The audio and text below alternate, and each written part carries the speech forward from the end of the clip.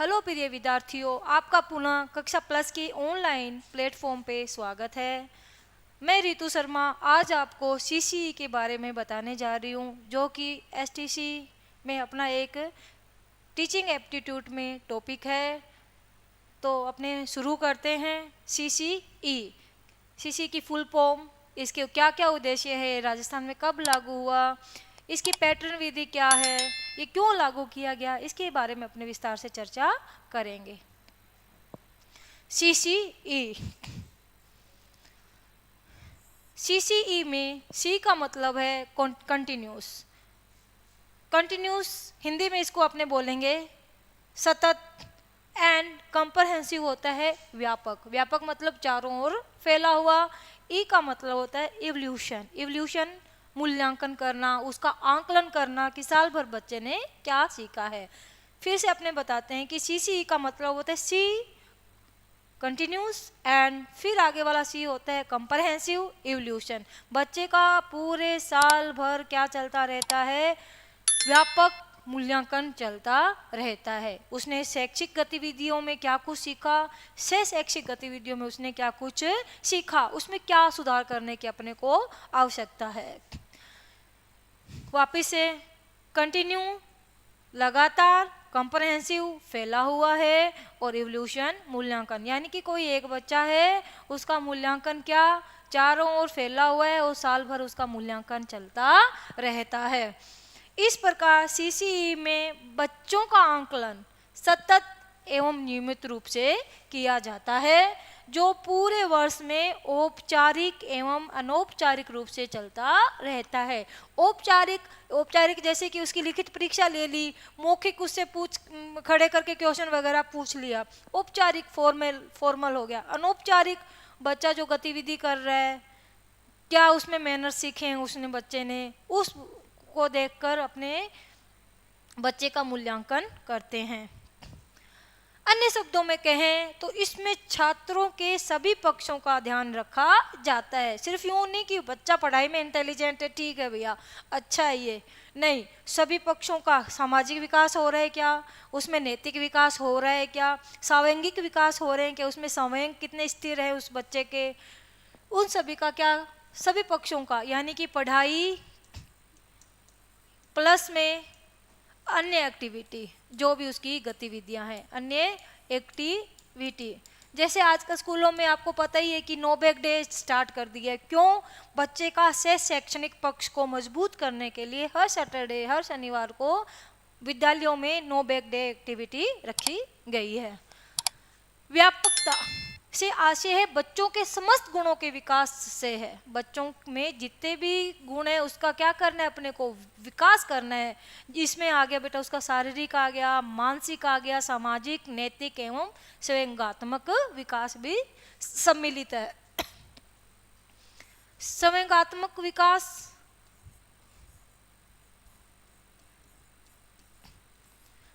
ऐसे यूं नहीं कि छोटी छोटी बात पे उसे गुस्सा आ जाए, नहीं, उसे फ्रेंडली होना है, सामाजिक, दूसरे बच्चों के साथ दोस्ताना व्यवहार रखना है, और अपने व्यवहार पे कंट्रोल रखना है। यूं नहीं कि 1 मिनट में गुस्सा आ गया, 1 मिनट में उसका व्यवहार खुशनुमा हो गया है। नैतिक, हाँ, वो कितना व्यवहारिक है बच्चा, कितना मोरल है उसमें, बड़ों का आदर करना, उसमें एक अपने ये ले सकते हैं नैतिक विकास के अंदर।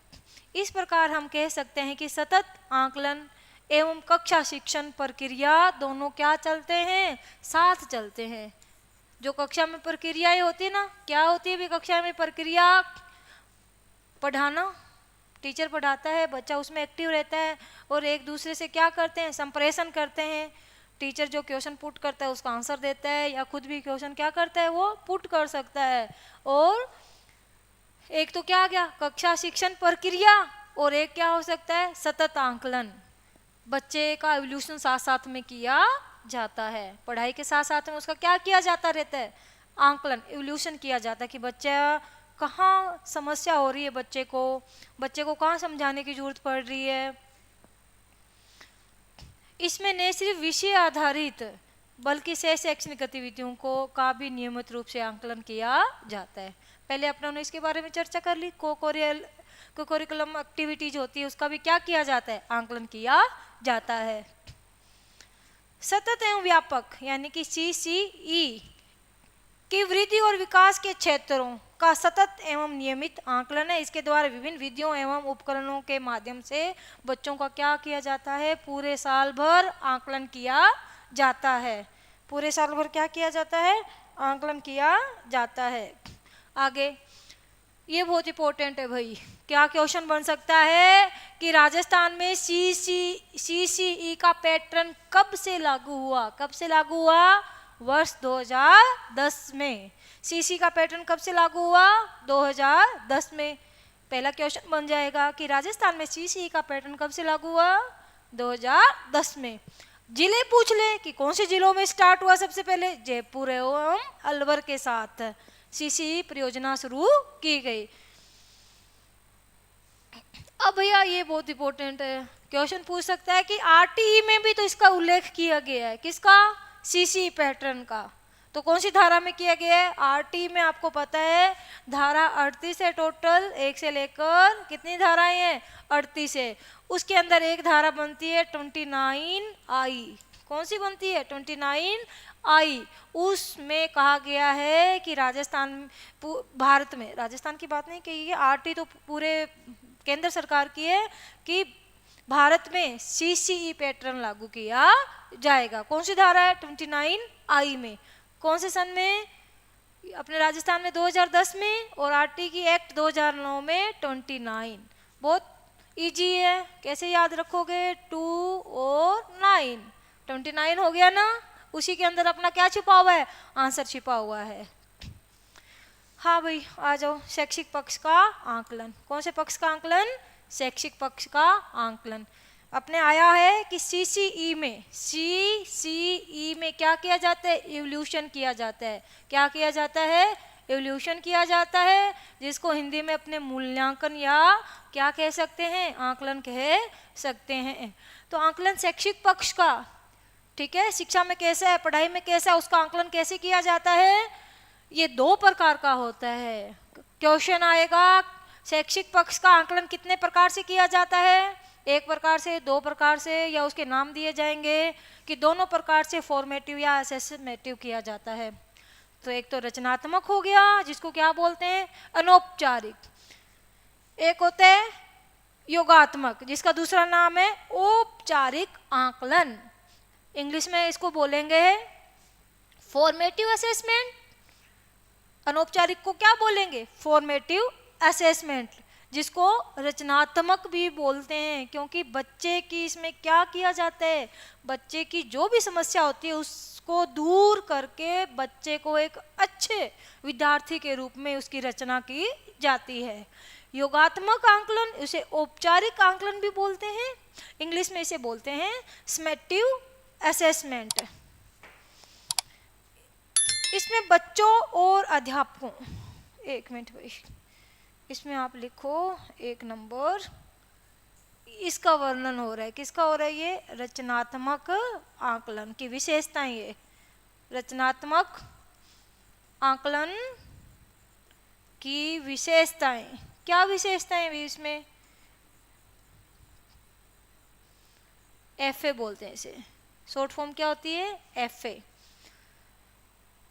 इसमें बच्चों और अध्यापक दोनों की क्या होती है, पुष्टि होती है कि अध्यापक ने बच्चे को क्या सिखाया और बच्चे ने कितना कुछ सीखा है। ये अधिक से अधिक अधिगम कराने के लिए होता है। ये जो फॉर्मेटिव असेसमेंट होते हैं, ये अधिक से अधिक बच्चों की जो समस्याएं होती है उनको दूर करके उसको अधिक से अधिक सिखाने की ओर अग्रसर रहती है। ये निदानात्मक होता है और ये उपचारात्मक होता है। अब पूछोगे भी निदानात्मक का मतलब क्या है, उपचारात्मक का मतलब क्या है। देखो, निदानात्मक, समस्या को पहचानना कि बच्चे को किस में क्या समस्या आ रही है, मैथ में है तो क्या समस्या है, हिंदी में क्या समस्या है, जिस भी सब्जेक्ट में है उसका FA लिया गया, क्या लिया गया, मान लिया FA लिया गया उसका, फिर आप लोगों ने उसकी आंसर शीट चेक की, ठीक है, या उससे लिखित ले सकते हैं FA, मौखिक भी ले सकते हैं। अपने को पता लगा कि बच्चे को क्या किसी में समस्या है तो उसको क्या करेंगे, अपने पहचानेंगे, फिर उसका क्या करेंगे, उपचार करेंगे। उपचारात्मक समस्या का उपचार करना। क्वेश्चन कैसे बनेगा कि जो अपना FA फॉर्मेटिव असेसमेंट है वो कैसा है, कैसा है भाई, निदानात्मक है कि इसमें समस्या को सिर्फ पहचाना जाता है, A ऑप्शन। B ऑप्शन कैसे होगा, उपचारात्मक है कि इसमें बच्चे की समस्या का क्या किया जाता है, उपचार किया जाता है। C ऑप्शन मान लो निदानात्मक भी है और उपचारात्मक भी है, उपचारात्मक दोनों हैं, ठीक है। एक ऑप्शन क्या होगा, D ऑप्शन ये दे देंगे कि ना तो निदानात्मक है और ना ही उपचारात्मक है, नहीं है, दोनों ही नहीं है। तो आंसर क्या आएगा बेटा, जो FA है वो कैसा है, निदानात्मक भी है और उसमें क्या किया जाता है, उपचार भी उसका किया जाता है। देखो पूरे साल में 4 रचनात्मक आंकलन के अंक लगाए जाते हैं। पूरे साल आपकी पढ़ाई होती है, उसमें 4 आपके फॉर्मेटिव असेसमेंट लिए जाते हैं। किस विधि से लिए जाते हैं, अवलोकन करके, बच्चे का अवलोकन करके, उसको देखकर कि वो शैक्षिक और शैक्षणिक गतिविधियों में कैसा है। लिखित तकनीक बिल्कुल ईजी है, आपको पता है आपकी क्लास में टेस्ट वगैरह होते हैं, आपको क्या मिलते हैं, मार्किंग मिलती है, फिर आपका फर्स्ट टेस्ट आता है जिसको क्या बोल देते हैं, FA बोलते हैं, टेस्ट आता है फर्स्ट, है ना, फिर सेकंड टेस्ट आता है, फिर हाफ ईयरली एग्जाम होता है, फिर FA3 आता है, फिर FA4 आता है, फिर क्या आता है, फाइनल एग्जाम होते हैं। तो अवलोकन करके लिखित होता है, मौखिक भी होता है, मौखिक लिया जाता है आपसे, ओरल लिया जाता है, फिर अन्य तकनीक। इस प्रकार कुल ग्रेडांश का 40% किस में जाता है, FA में जाता है। कुल ग्रेडांश का 40% किस में जाता है, FA में। FA1, FA2, FA3, FA4, FA1, FA2, FA3 और FA4 पूरे साल में 4 लिए जाते हैं। इसका 10%, इसका 10%, इसका 10, इसका 10, तो टोटल परसेंट कितने हो गए भाई, 40%। क्वेश्चन आएगा कि जो आपका ये फॉर्मेटिव असेसमेंट है कुल ग्रेडांश का कितना प्रतिशत होता है, 60%, 40%, 20%, 50%, है ना, तो कितना रहता है, 40% रहता है। योगात्मक फिर अपना आ गया जिसे औपचारिक आंकलन समेस्टिव असेसमेंट बोलते हैं। बेटा साल में 2 ही होता है, एक तो हाफ ईयरली होता है, पता ही आपको, है ना, और एक क्या होता है, ईयरली एग्जाम बोल दो, फाइनल एग्जाम बोल दो, जिसे हिंदी में अपने बोलते हैं अर्धवार्षिक परीक्षाएं और वार्षिक परीक्षाएं। 2 बार होता है। ये अधिगम का क्या होता है, आंकलन होता है, आंकलन कराता है कि अधिगम का बच्चों ने क्या कुछ सीखा, उसका क्या करवाता है, आंकलन करवाता है। उसमें तो क्या होता है, अधिगम कराने के लिए आंकलन होता है कि बच्चे को कहाँ समस्या आ रही है, फिर उसका क्या उपचार करेंगे, बच्चे को कितना कुछ और सिखाना है। तो अधिगम के लिए क्या होता है, आंकलन होता है। ये किसका आंकलन होता है, अधिगम का आंकलन होता है। इसमें कंफ्यूज मत हो जाना भाई, देख लेना, ठीक है, कि FA का क्या उद्देश्य है, क्या उसकी विशेषताएं हैं और SA की क्या विशेषताएं हैं। इसमें हम उपलब्धि परीक्षण भी कहते हैं, बच्चे ने क्या कुछ सीखा है 6 महीने में, अगले 6 महीने में क्या कुछ सीखा है ना, वर्ष में 2 बार होता है। ये वेरी वेरी इंपॉर्टेंट है। ना तो ये निदानात्मक होता है ना ही उपचारात्मक होता है, सिर्फ इसमें क्या होता है, बच्चे के अधिगम का आंकलन होता है। अगर कोई समस्या है उसका उपचार नहीं किया जाएगा, ठीक है, ना ही उसको समझा जाएगा, सिर्फ अधिगम का आंकलन किया जाएगा। क्वेश्चन आ सकता है जैसे FA का आया था, आपको समझाया था ऐसे कि योगात्मक आंकलन किसका होता है, किसके लिए होता है, निदानात्मक, उपचारात्मक, दोनों के लिए या दोनों के लिए नहीं। D इसका आंसर सही हो जाएगा कि दोनों के लिए ही नहीं होता है। पेपर पेन परीक्षण भी कहते हैं, बच्चा क्या यूज करेगा, पेपर पेन यूज करेगा। इसमें ये आंतरिक भी हो सकता है आंकलन और बाह्य भी हो सकता है, पर ज्यादातर कितना होता है, बाह्य ही होता है। पेपर पेन देकर उससे क्या करवाया जाता है, उसकी लिखित परीक्षा ली जाती है। कुल ग्रेडांश का कितना होता है 60% होता है। एफ ए तो कितना होता है भाई 40% होता है ना टोटल, और ये कितना होगा ऐसे 30 30 60%, यानी कि ऐसे 1 30% और ऐसे 2 30%, टोटल कितना हो गया 60% होता है। परसेंट पूछ सकते हैं कि कुल करे डांस का कितना होता है अभी योगात्मक आंकलन 60%। से शैक्षिक पक्ष का, ये तो अभी अपनों ने किस में किया था CCE, कौन से पक्ष का आंकलन किया था शैक्षिक पक्ष का। कौन से पक्ष का शैक्षिक पक्ष का अपनों ने आंकलन किया था। कैसे होता है शैक्षिक पक्ष का, 4 तो क्या होते हैं FA1 FA2, कितने कितने परसेंट के 10% के। फिर होता है SA1 30% का, फिर FA2 हो गया, FA3 FA4 10%, फिर SA2 30%, टोटल हो गया 100%।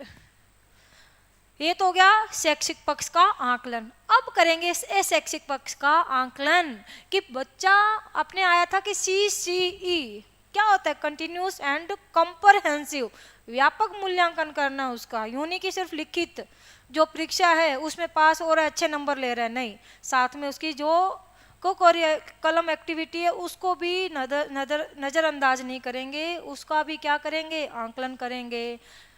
देखो इसके अंतर्गत सहगामी क्रियाएं करवाई जाती है, से शैक्षणिक गतिविधियां करवाई जाती है।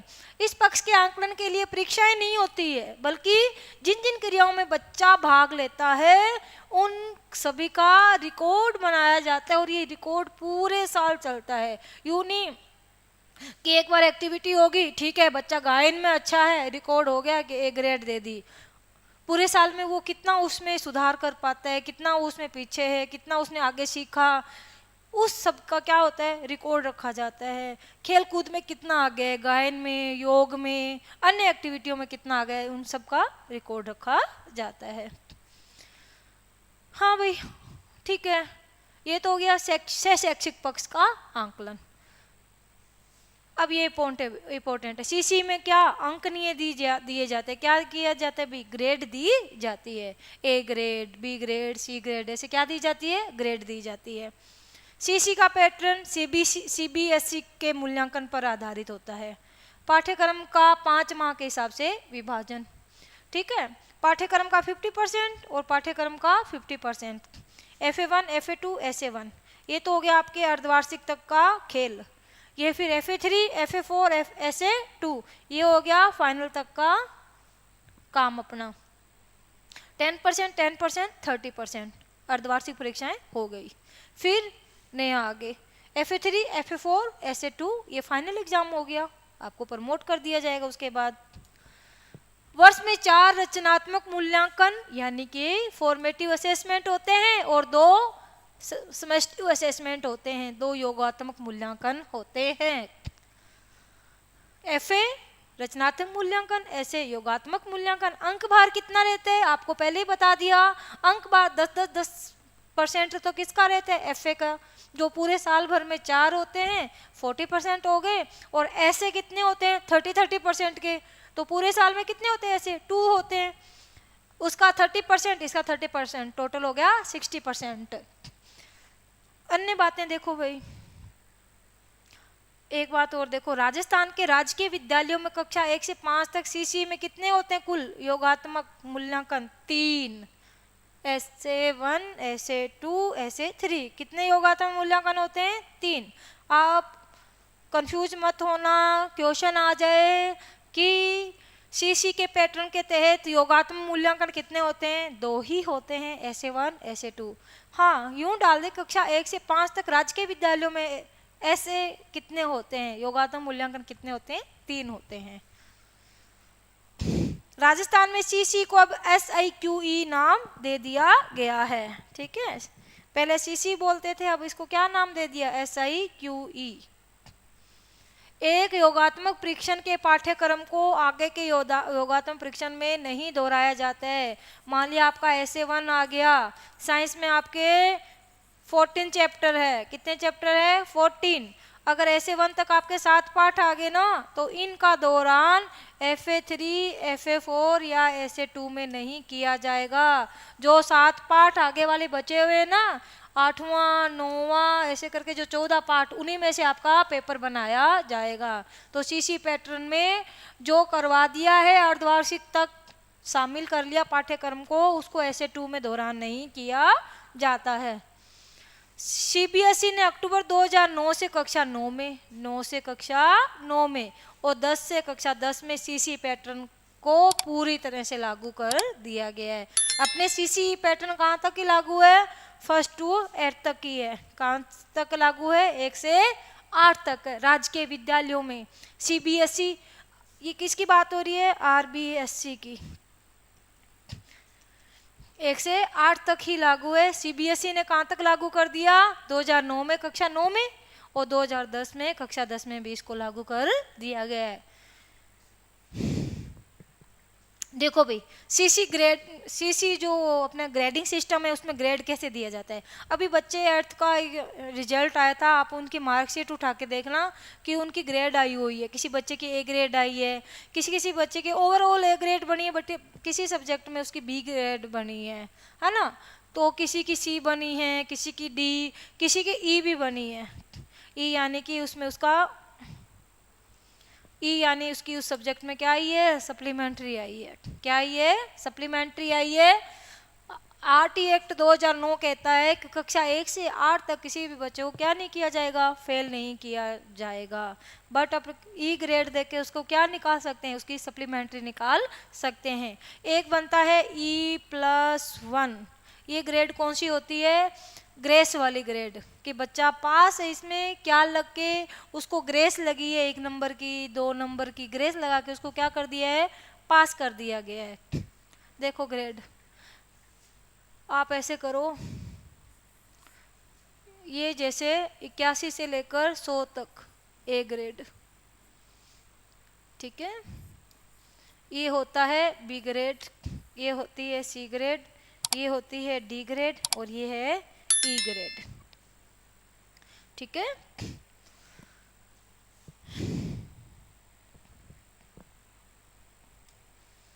हाँ भाई, आज अपना टॉपिक था CCE, जिसके बारे में अपनों ने व्यापक चर्चा की। इसमें क्वेश्चन कैसे बनते हैं उनके बारे में मैंने आपको बताया। एक बार आप अपना पेपर पेन लेकर बैठना, इनको नोट करना, आपको अच्छी तरह से समझ आ जाएगा। राजस्थान में कब लागू हुआ था? 2010 में। सबसे पहले जयपुर एवं अलवर में इसे लागू किया गया, फिर पूरे राजस्थान में से लागू कर दिया गया। सबसे पहले ये जो CBSE बोर्ड वाले हैं, इन्होंने इसको अपनाया था, फिर अपने राजस्थान में इसको अपनाया गया था। CBSE बोर्ड में 9वीं और 10th क्लास में भी ये लागू है CCE पैटर्न, और अपने 1 से लेकर 8वीं तक जितने भी विद्यालय हैं उसमें CCE पैटर्न लागू है। इसका दोहरान करें, पेपर पेन लेकर इसे नोट करें। धन्यवाद, मेरी क्लास आपने अच्छी तरह से देखी। अगर आपको कक्षा प्लस को ये ऑनलाइन क्लासेस पसंद आ रही है तो आप मेरे चैनल को सब्सक्राइब करें, क्लास को अपने दोस्तों के साथ शेयर करें और मेरी क्लास को लाइक करें। धन्यवाद।